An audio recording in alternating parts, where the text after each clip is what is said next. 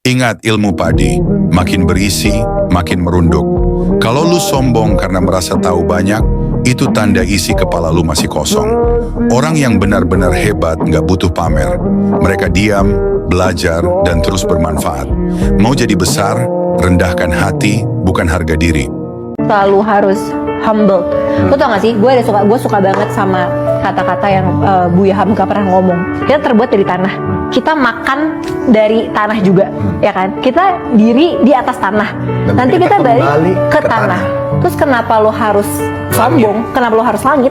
Kamu kalau jadi manusia sebesar apapun jangan pernah sombong, karena di atas langit masih banyak langit. Jadi jangan pernah merasa bahwa hidup itu pada saat kamu bisa di atas, suatu saat bisa diambil sama Tuhan.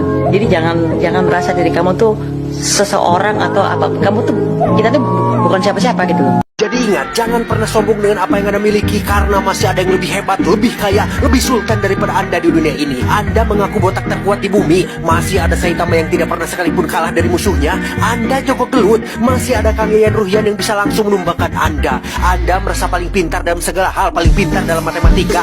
Masih ada Elon Musk yang tidak hanya pintar, tapi kaya raya juga. Anda merasa paling sultan dan paling kaya di Indonesia. Lihat atau searching di Google, masih ada Jeff Bezos dan jajaran orang paling kaya di dunia yang jika Anda merasa paling sultan di Indonesia, harta Anda mungkin hanya 1% bagi mereka.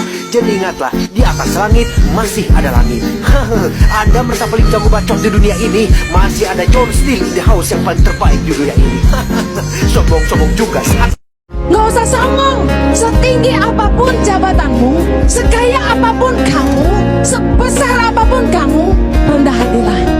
Orang yang rendah hati itu mau terus belajar jadi pribadi yang lebih baik.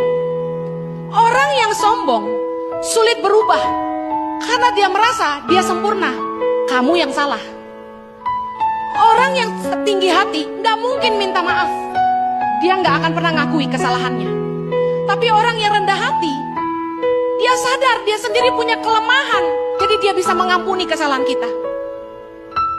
Dia nggak akan banding-bandingin kita sama orang lain. Sangat terluka sekali kalau sampai kita punya pasangan yang selalu sombong, ngerasa dia benar, egois, gak mau minta maaf, banding-bandingin kita sama orang lain, dan selalu tuntutannya, kamu gak pernah mau berubah. Padahal dia sendiri lebih luar biasa, lebih parah. Orang yang punya kasih, itu gampang mengampuni.